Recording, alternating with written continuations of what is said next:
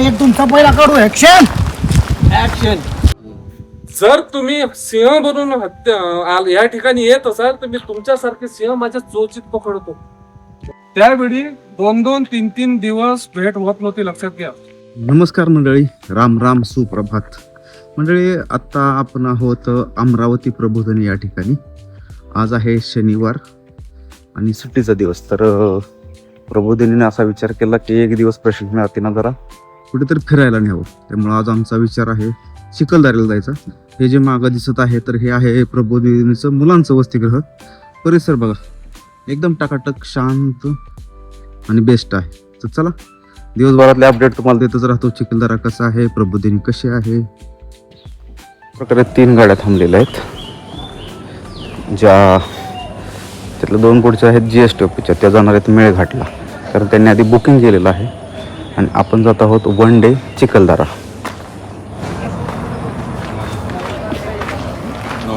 तर आपण गाडीत पोहोचलो आहेत. गणपती बाप्पा मंगल मूर्ती.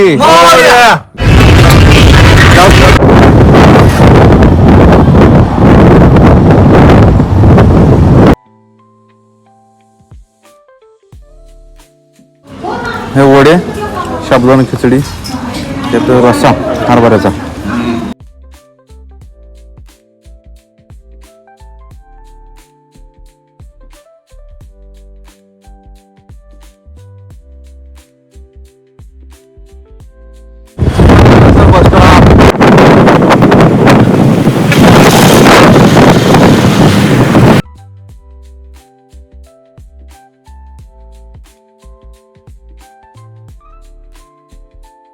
आपले 20 रुपये काटले म्हणजे घेतलेत.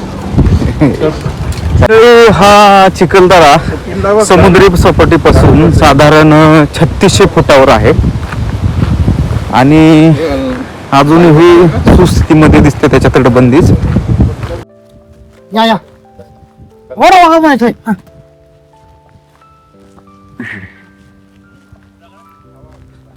एक तुमचा पहिला काढू ऍक्शन. ऍक्शन.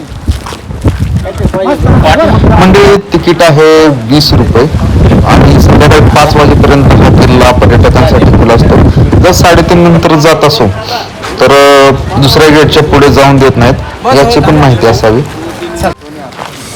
हा किल्ला गवळी राजानं 12व्या शतकात बांधला. गवळी राजानं 12व्या शतकात बांधला ह्याला. ह्या गडाची दगडी तटबंदी बहमनी सुलतान अहमद शाह अली यानं 1425 मध्ये केले. 12व्या शतकात गवळी राजानं दगडी बांधकाम केलं. इमादशाही, निजामशाही, मुघलशाही आणि नंतर मराठे अशा सत्तांनी या किल्ल्यावर राज्य केलं. 1803 मध्ये इंग्रज मराठा दुसऱ्या युद्धात हा किल्ला इंग्रजांच्या ताब्यात गेला. असा हा साधारण या किल्ल्याचा इतिहास आहे. विस्तृत इतिहास आपल्याला नंतर समजेलच.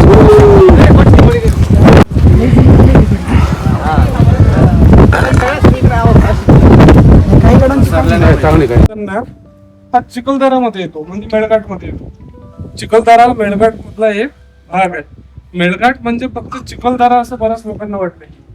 इथे आदिवासी प्रत्येक गाव, म्हणजे जो तुम्ही कुपोषणासाठी ऐकलाय, इथे सोयी सुविधा नाही, याच्यासाठी आपण सगळ्या गोष्टी ऐकल्या.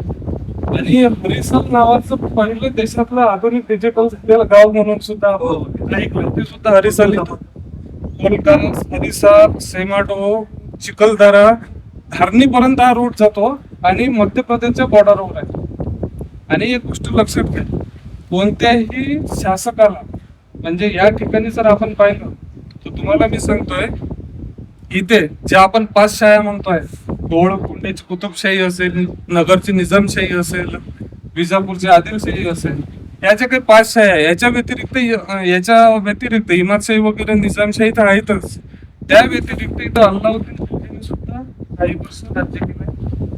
त्याच्या अगोदर जर आपण पाहिलं तर देवगिरीचे यादव, हा किल्ला देवगिरीच्या यादवांनी 11व्या शतकात, जो पिल्लम नावाचा त्यांचा राजा होता, त्यांनी हा किल्ला बांधलाय.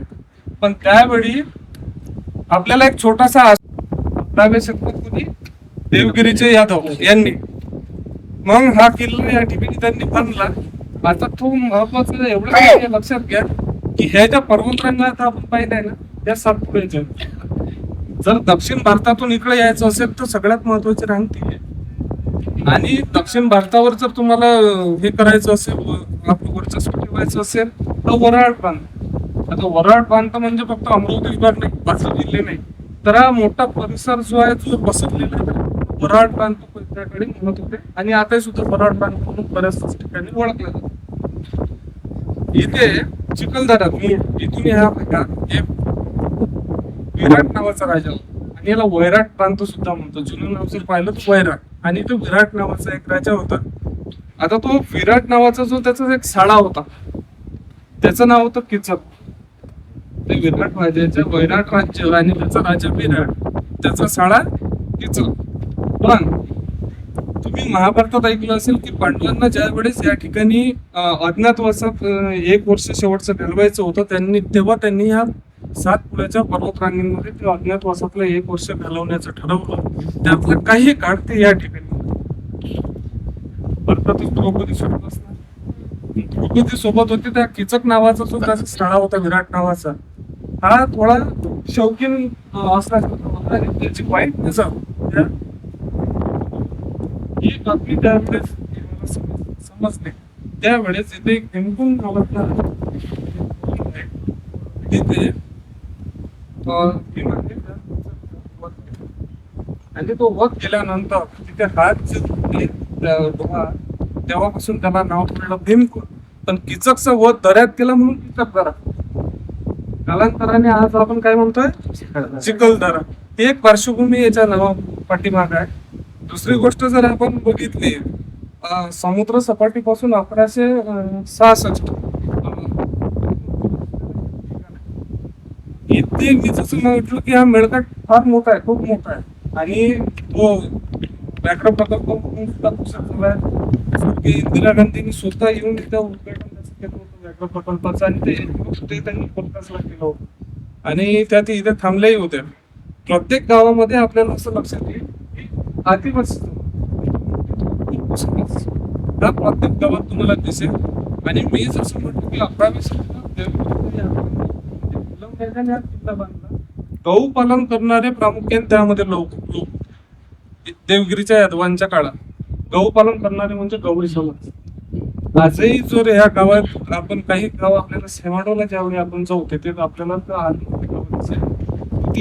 प्रत्येक गावात गवडी लोक आणि कोरकू समाज आदिवासी हे लोक प्रामुख्याने आपल्याला या ठिकाणी दिसतात. आता मी तुम्हाला सांगत असताना की इथे एवढ्या मोठ्या राजसत्तेनं सत्ता आपल्या हाती हवी आणि त्यासाठी इथे एवढे मोठे युद्ध झाले आहेत. मी तुम्हाला क्लासमध्ये सांगितलं की बरेच किल्ले असे असतात की त्याची किल्ले छोटे आहेत पण माहिती खूप मोठी असते, इतिहास खूप मोठा आहे, तो आपल्यापर्यंत पोहोचत नाही. आता ह्या किल्ल्याचा जर इतिहास आपण पाहिला देवगिरीचे यादव, आणि नंतर मराठे, त्याच्यानंतर ब्रिटिश आणि फार मोठे युद्ध या ठिकाणी झाले. आता हा सगळा इतिहास या किल्ल्याला लागून आहे. आपण हा सर्व पाहणार आहोत. हे पहिलं गेट आहे. आता याचे 1864-65 मध्ये काही स्केच आहे. या ठिकाणी आपण इथं अशा प्रकारचं 1864-65 मध्ये चित्र होतं. त्या काळात कसं हा सगळं तुम्हाला आता किल्ला पाहत असताना लक्षात येते आणि प्रत्येक जागेने तुम्हाला ज्याचे काही असेल ते सांगण्याचा प्रयत्न करते. आपण पाहत असताना आता ह्या बाजू जाऊन तिथे तुम्हाला भिंत दिसते. त्या भिंती कसं प्रत्येकाला प्रकार आहे. त्या सैनिकांसाठी ठिकाणं होतं. प्रत्येक किल्ल्यावर आता इथे 4 गेट आहे. आपण 4ही गेट पाहणार आहोत. त्या गेटचं वैशिष्ट्य तुम्हाला सांगत असताना तुमच्या लक्षात येईल. एवढं पाणी पाऊस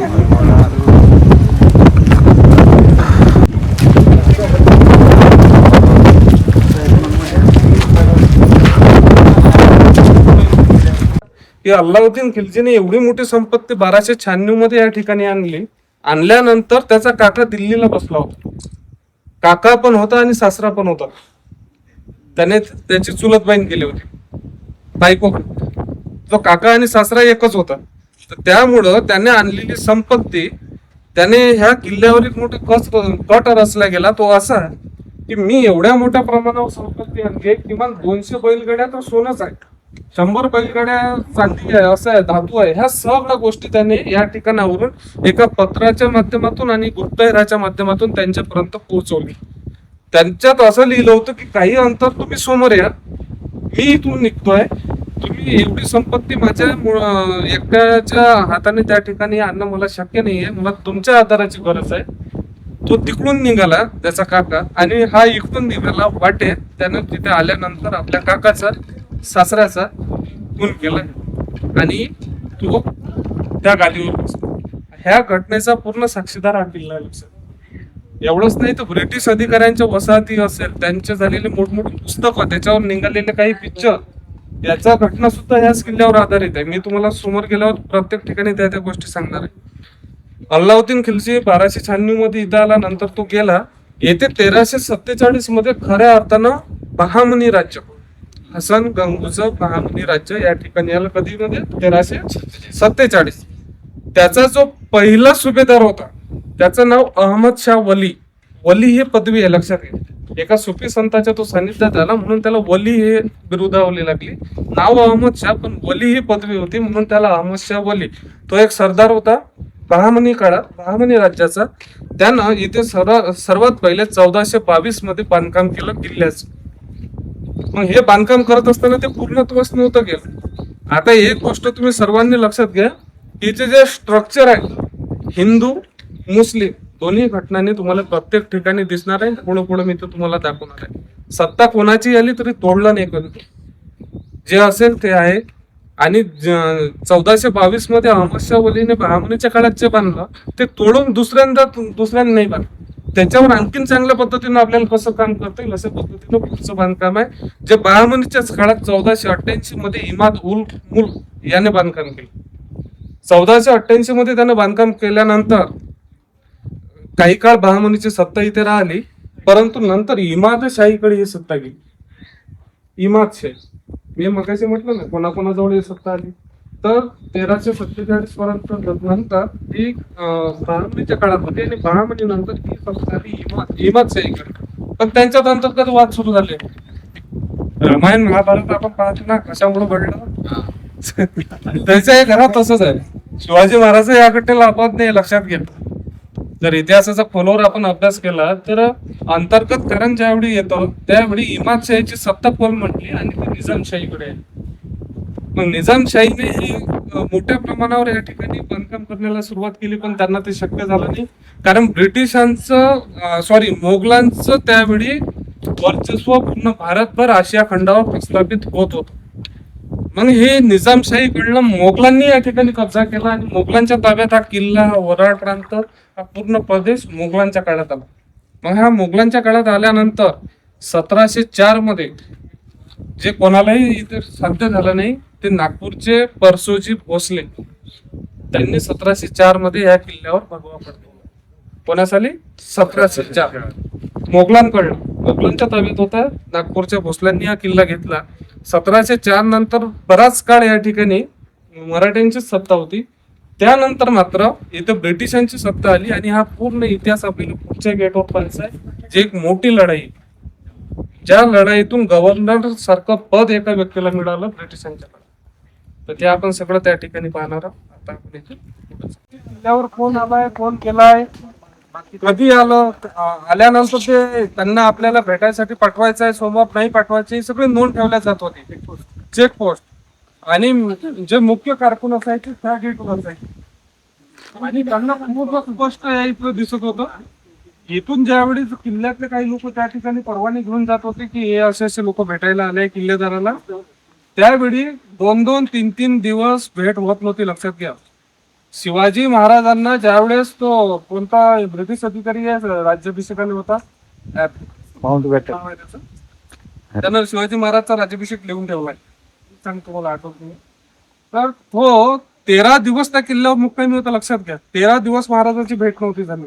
भेट झाली नाही म्हणून त्याला राज्याभिषेक सोहळा पाहता आला, कारण तो तिथे उपस्थित होता. महाराज पूर्ण राज्याभिषेकाच्या कार्यक्रमात व्यस्त होते, त्याला 13 दिवस महाराजांनी वेळ दिला नाही.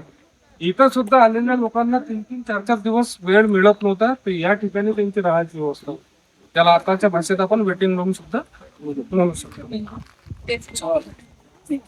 मोठा होता ते पडला आहे.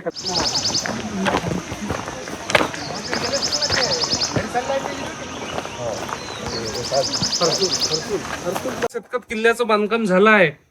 तर त्याच्यानंतर कोण कशा पद्धतीने हे बांधकाम बहामनीच्या काळात असेल, निजामशाही इमादशाहीच्या काळात असेल, यांनी हे बांधकाम केलं आहे. परंतु प्रत्येक गोष्ट एक संवाद साधण्यासाठी भाषेचं महत्व आहे. आणि संवाद त्या काळी कोणत्या प्रकारे साधला जात होता त्याच्यासाठी काही स्पेशल माणसं होती. लक्षात घ्या, संवाद साधण्यासाठी, भाषा एकमेकाची समजण्यासाठी. आजही आपल्याला सर्व गोष्टीची प्रोटोकॉल माहिती आहे. राज्यपाल महोदय आले असेल तर कशा पद्धतीने आपल्याला ड्रेस कोड सहित सगळ्या गोष्टी पाहाव्या लागतात. तसंच आता तुम्ही जरी पाहिलं, जर पंतप्रधान दुसऱ्या देशात जातात, तुम्ही ते व्हिज्युअल जर कधी टीव्हीवर पाहिले, तर जर चीनचा राष्ट्रपती आहे आणि भारताचा पंतप्रधान आहे, हे ज्यावेळी संभाषण करते त्यावेळी दोन माणसं वेगळे तुम्हाला तिथे दिसतात. त्यांचं लक्ष जरी ते, आता ह्या मॅडम चीनच्या आहे, मी भारताचा आहे, आम्ही एकमेकाकडे पाहत असलो, पण लक्ष आमच्या दोन लोकांकडे असतं की हे काय बोलत आहे म्हणून. हे जे बोलले तो इकडे आमच्याला हिंदीत ट्रान्सलेट करून सांगतो, मी जे बोललो ते चायनीज मध्ये तो त्यांना ट्रान्सलेट करून सांगतो. भाषा हे संवाद साधण्याचं सर्वात महत्वाचं माध्यम आहे. पण या ठिकाणी लक्षात घ्या की प्रत्येक ठिकाणीच तुम्हाला संवाद साधला गेला पाहिजे असं नाही. तर चिन्ह असेल, एक चिन्ह मी तुम्हाला दाखवलं, ते पडलं होतं वाघाचं. आता ते चिन्ह जर पडलं होतं ते कशाचं तरी सांकेतिक चिन्ह आहे, बरोबर आहे. आता या ठिकाणी तुम्हाला झाड दिसतंय, दिसलं? ते कशाचं झाड आहे? नारळाचं आहे. त्याला वळाचं, चिंचडचं, अजून कायचं झाड, निंबाचं झाड का नाही लावता आलं? संत्र्याचं लावता आलं असतं, नारळाचंच का इकडे तर नाही आहे नारळ, बरोबर. सांगा, काही कारण असेल?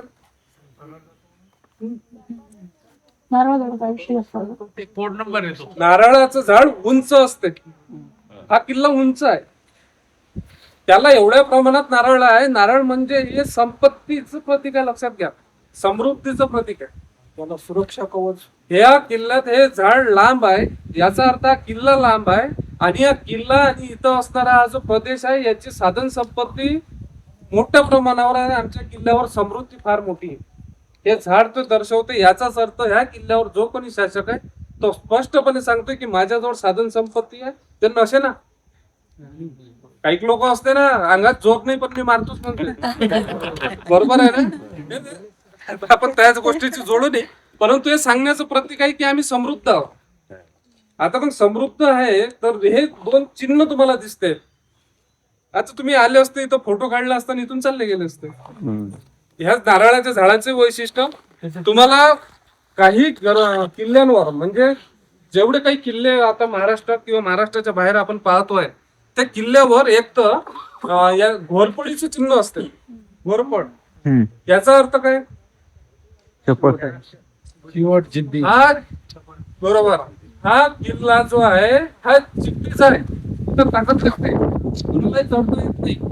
तसंच हे नारळाचं झाड सांगते की हे आम्ही समृद्ध आहोत, सगळ्या गोष्टीने आम्ही व्यवस्थित असलेल्या किल्ला इथले लोक आहे. हे दोन चिन्ह जर तुम्ही मला सांगू शकले तर फार बरं होईल. दोन बाजूला दोन चिन्ह आहेत. नाही, हे चिन्ह गोलवाले राऊंड कमळाचे आहे डिझाईन, कमळाच्या फुलाचे डिझाईन आहे, बरोबर आहे. हे डिझाईन तुम्हाला जर कधी तुम्ही तिरुपती बालाजी दक्षिण भारतात गेले तर बसेसवर हे चिन्ह दिसतं. आणि मी जसं म्हटलं की काही शासक तिकडून सुद्धा इथे आले आहेत. जसं अल्लाउद्दीन खिलजी इथे आला होता दक्षिणेतून. आता कमळ आहे, कमळाला 100 पाकळ्या आहे, म्हणजे सहस्त्र कमळ, त्याला सहस्त्र कमळ म्हणतात. त्याचे हे दोन हे चिन्ह आहे. खाली तुम्हाला ह्या इकडल्या चिन्हात जर पाहिलं, हे जे दिसत आहेत इथे छोटे छोटे तुम्हाला हत्ती दिसत आहेत, दिसले? त्या किल्ल्यावर जो कोणी भेटायला येत होता तो चांगल्याच हेतून या ठिकाणी भेटायला येत होता असं नाही, तर गुप्त माहिती काढण्यासाठी सुद्धा येत होता. आणि ती माहिती तो ज्याला हल्ला करायचा असेल, काही कट रचायचा असेल, त्याच्यापर्यंत तो आरामात पोहोचत होता. तो जर मग ह्या किल्ल्यावर आला तर त्याला बोलायची किंवा सांगायची गरज नाहीये, तो हे चिन्ह पाहिलं आणि ओळखून जाईल. हे छोटे छोटे हत्ती आहे. हत्ती म्हणून जर तुम्ही आमच्या किल्ल्यावर आल्या आणि आमच्याशी युद्ध करत असाल तर मी सिंह आहे आणि माझ्या अंगात एवढी ताकद आहे की मी माझ्या पायाखाली तुम्हाला चिरवून टाकेन. राईट? नंतर दुसरा शासक या ठिकाणी आला, तो म्हणतोय ते वरचं तुम्हाला दिसते की ज्यावेळी हिरण्यकश्यपूचा वध जो सिंहानं केलं ते पाडून आठवते. जर तुम्ही सिंह बनून या ठिकाणी येत असाल तर मी तुमच्यासारखे सिंह माझ्या चोचीत पकडतो. आलं लक्षात? अशा पद्धतीने हे सहज या ठिकाणी दाखवलेलं आहे. आणि मेक मारणे हा शब्द आपल्या प्रामुख्याने शासकीय भाषेत पण येतो. मेक मारणे. प्रत्येक किल्ल्याच्या गेटवर तुम्हाला मेक नावाचा दगड असेल, याचे बांधकाम आणि वास्तुशास्त्रच असं सांगतोय की तो दगड जर काढला तर पूर्ण गेट कोलॅप्स होतो. त्याला म्हणतं की मेक मारणे. आता हे जे नारळाचं झाड आहे त्याच्या खाली तो एक दगड आहे. तो दगड जर काढला तर पूर्ण गेट आहे हे कोलॅप्स होतो असं म्हटलं जातं. आता हे जे चिन्ह वगैरे आहे हे तुम्हाला मी सांगतोय.